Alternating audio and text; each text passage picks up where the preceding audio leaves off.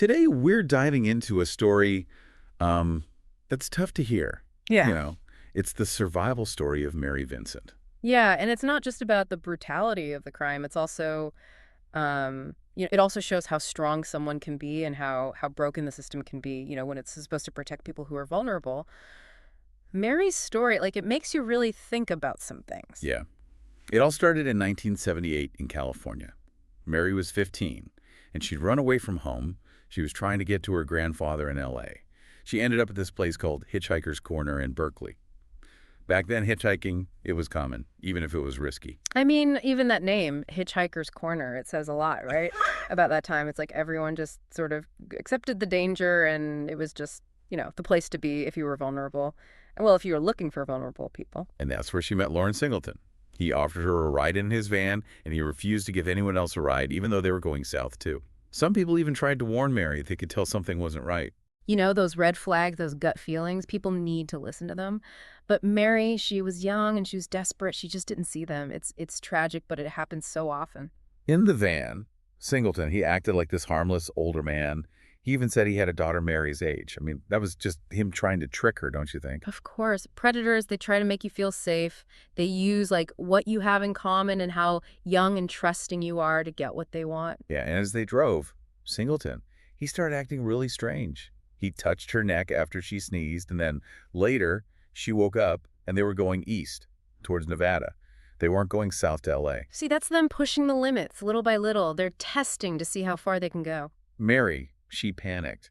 She found a metal measuring stick under her seat, and she held it up and told him to turn around. And he did, but he acted so confused, like he was just this old man who made a mistake. That's another trick. They pretend to be harmless again. They make the victim doubt themselves, make them feel confused and unsure. They got back on what was supposed to be the right road, but they ended up on this deserted road, and Singleton stopped, said he needed to use the bathroom.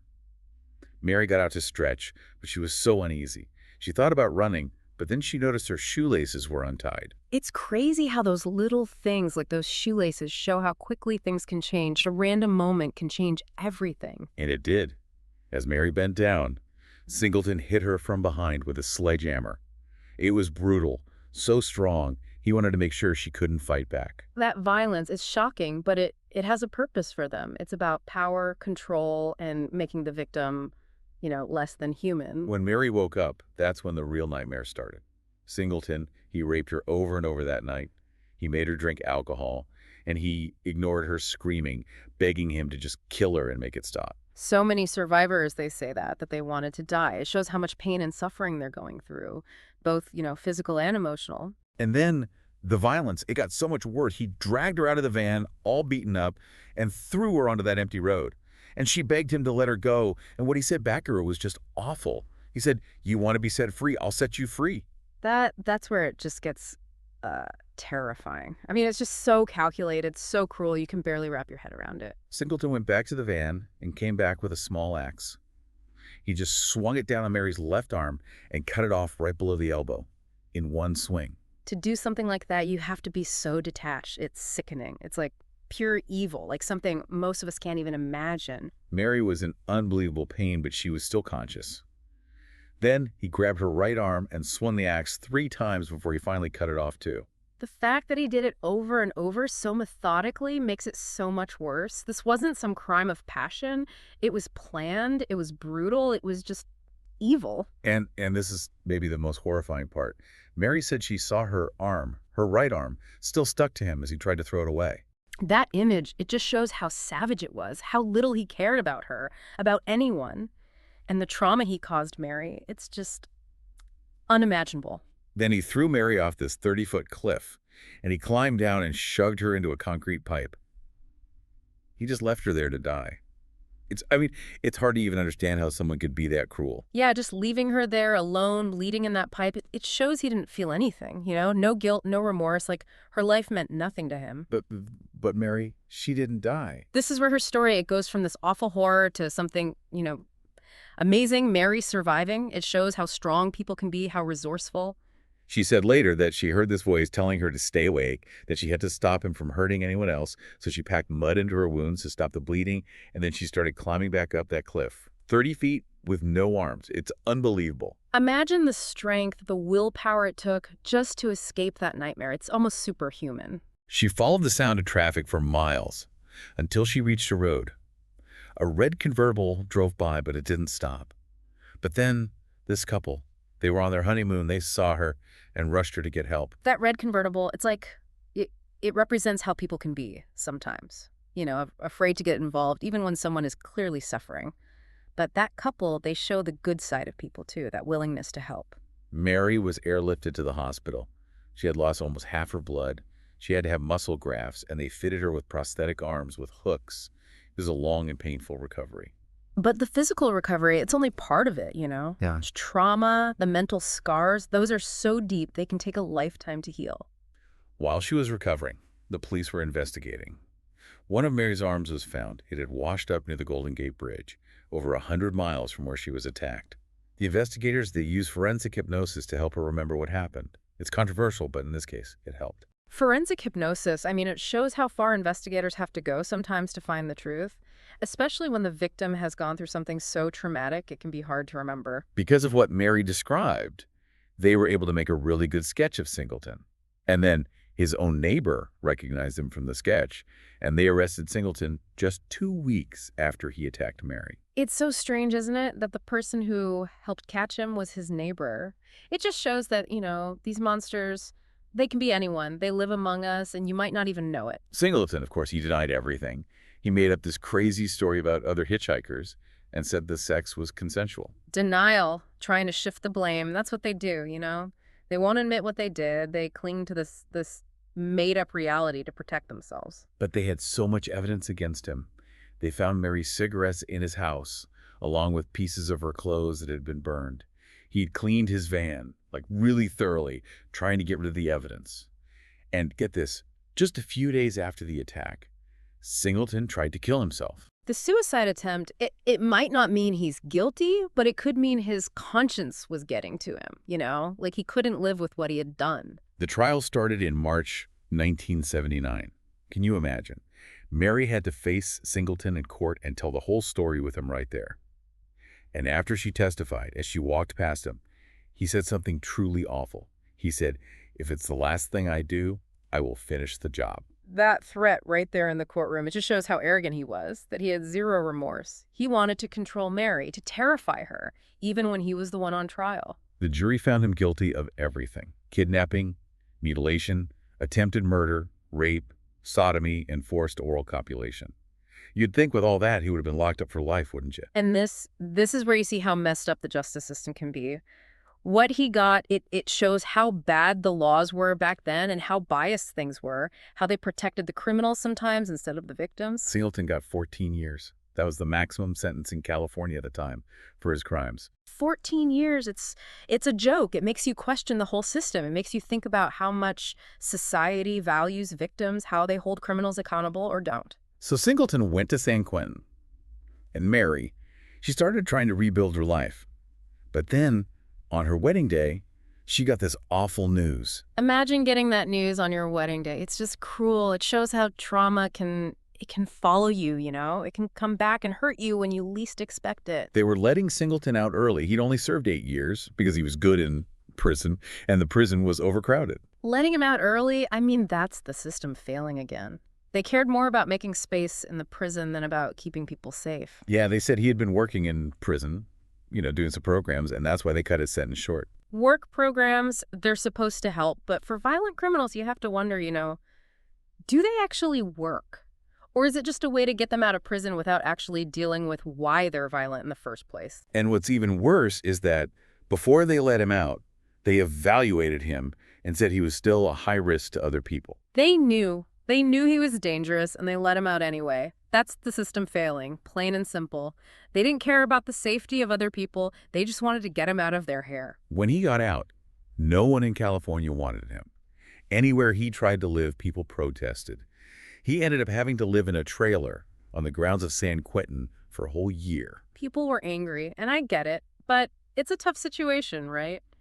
What do you do with someone who is dangerous but has already served their time?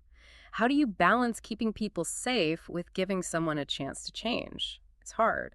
Because of what happened with Singleton, they made this new law, the Singleton Bill. Hmm? Now, people who are convicted of torture can't get out early, and they have to serve at least 25 years.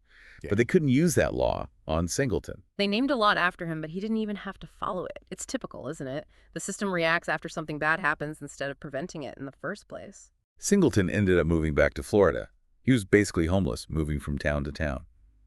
And while he was doing that, Mary was really struggling. Her family had abandoned her, her marriage fell apart, she was in debt, and she couldn't even afford to fix her prosthetic arms. Mary, she went through so much, even after she survived.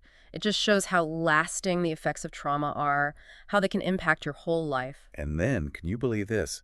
Singleton sued Mary. He said he was the real victim. Can you imagine the nerve? Luckily, the lawsuit was thrown out. Mary countersued and won $2.56 million, but she only got $200 because Singleton didn't have any money. Suing her, that just shows how twisted he was, how he refused to take responsibility for what he did. It was just another way to hurt her, even after all that time. By 1997, Singleton was 69 years old. He was an alcoholic, drinking like 2 gallons of vodka every day. His neighbor found him trying to kill himself and stopped him, and later the neighbor said he wished he hadn't. That's scary, you know, that the neighbor regretted saving him. It shows how violence, it affects everyone, how helpless it makes you feel. Just a few days after that suicide attempt, Singleton picked up this woman, Roxanne Hayes. She was 31, a mother of 3. He picked her up for sex work. And here's where the story takes another tragic turn. Roxanne, she reminds us that these predators, they don't just stop. They hurt people again and again. It's heartbreaking. So he took Roxanne back to his place, and around 6 p.m., a neighbor, he stopped by to talk about some decorating work, and he looked through the window and he saw Singleton, naked, just beating Roxanne, strangling her. I mean, just imagine seeing that. You know, it adds another layer of horror to this whole thing. It just shows how violent he was, how easy it was for him to hurt someone. Roxanne, she was still alive, screaming for help. Yeah. And the neighbor, he started banging on the window, trying to get Singleton to stop. Singleton, he looked at the neighbor, and then he just turned back to Roxanne and kept attacking her. Not even caring that someone was watching. It's chilling, you know? It's like he had no empathy at all. Like he was totally disconnected from being human. The neighbor called 911 right away. A deputy got there, but it was too late. Singleton answered the door, naked, covered in blood, and he said he had just cut his finger chopping vegetables. Can you believe that? It's almost funny, right? Like this ridiculous excuse, but it just shows how arrogant he was, how he thought he could get away with anything. Like the rules didn't apply to him. Inside, they found Roxanne. She was dead, beaten, strangled, and stabbed multiple times. Singleton was arrested and charged with murder. A second murder. And so brutal, it makes you question the whole system, doesn't it? Why wasn't he being watched more closely after they let him out? How did he manage to hurt someone else? How many more victims are there that we don't even know about? This time, Singleton didn't even try to deny it. He said that Roxanne had tried to rob him. It's so similar to what he did to Mary, isn't it? Do you think he chose Roxanne because she reminded him of Mary in some way? It's possible, right? It's a disturbing thought, but it could be true. Maybe he was obsessed with Mary and Roxanne was, you know, a replacement. It's a question that just hangs over this whole case. At the trial for Roxanne's murder, Mary, who'd been living in hiding, she came forward and testified about what Singleton had done to her. Wow. To face him again like that after everything. That took so much courage. She wanted to make sure he was held accountable, that he couldn't hurt anyone else. With Mary's testimony and what the neighbor saw, the jury found Singleton guilty. He was sentenced to death.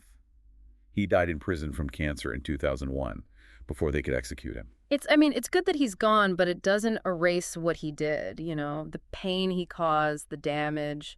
It's a reminder that there's real evil in the world. When Mary heard that Singleton was dead, she had a complicated reaction. She didn't feel happy or relieved, not right away. She said she never got the answers she needed. She never understood why he was so cruel. But then she saw how relieved her sons were, and, well, that was enough for her. Singleton couldn't hurt them or her ever again. It's beautiful, you know, that she found peace in protecting her sons. It shows that even after everything, love and family can heal you. After that, Mary remarried. She became more like she was before. She started a foundation to help victims of violent crime, and she started talking publicly about what happened to her. She turned her pain into something good. That's so inspiring, going from victim to advocate. It shows that even after something so horrible, you can still find meaning, you can help others to heal. Mary also found comfort in art. She learned to paint and even started selling her artwork. Her story, it's truly incredible. It shows how strong the human spirit can be. It's a reminder that there's always hope, even in the darkest times. She shows us how resilient people can be and how important courage is and perseverance. Roxanne's story, though, it ends in tragedy. She was a bright, witty, and caring woman. She was a loving mother, and her life was cut short at 31. Her kids, they're victims too. They lost their mother in such a horrific way. It's it's just so sad, and it reminds us that violence, it has such a wide impact. It doesn't just hurt the victim, it hurts their families, their friends, everyone they love. The pain lasts for generations. And, you can't help but wonder, was Mary the first person Singleton hurt? He was already in his 50s when he attacked her.